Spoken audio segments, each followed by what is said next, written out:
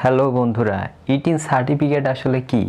অনেকেই হয়তোবা এই প্রশ্নটা আপনাকে জিজ্ঞেস করে এবং আপনার মনেও এই প্রশ্নটা ঘুরপাক খায়, কিন্তু কোনো সঠিক উত্তর খুঁজে পান না। ভাবছেন এই টিন সার্টিফিকেট কেন করতে হবে? না করলেই তো ভালো হতো। এখন টিন খুললে ভবিষ্যতে এটা গলার কাটা হবে না তো? আজকের ভিডিওটিতে এই প্রশ্নের একদম সহজ ভাষায় উত্তর দিব। চলুন তাহলে শুরু করা যাক। বর্তমানে বাংলাদেশের প্রায় 42 ধরনের সরকারি ও বেসরকারি কাজে এই ইটিন সার্টিফিকেট বাধ্যতামূলক। কি বিশ্বাস হচ্ছে না? তাহলে শুনে নিন।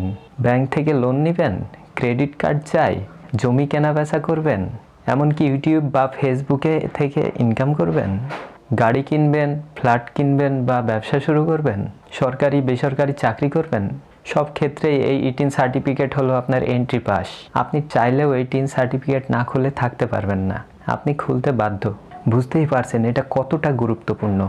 ইটিন সার্টিফিকেট মূলত একটি ইলেকট্রনিক্স ট্যাক্সপেয়ার আইডেন্টিফিকেশন নম্বর। সহজ বাংলায় বলতে গেলে এটি জাতীয় রাজস্ব বোর্ড এনবিআর কর্তৃক প্রদত্ত একটি বিশেষ 12 সংখ্যার শনাক্তকরণ নম্বর, যা একজন ব্যক্তি বা প্রতিষ্ঠানের আয় ব্যয়ের হিসাব অনলাইনের মাধ্যমে রাখে এবং উক্ত আয় এবং সম্পদের উপর কর ধার্য করে।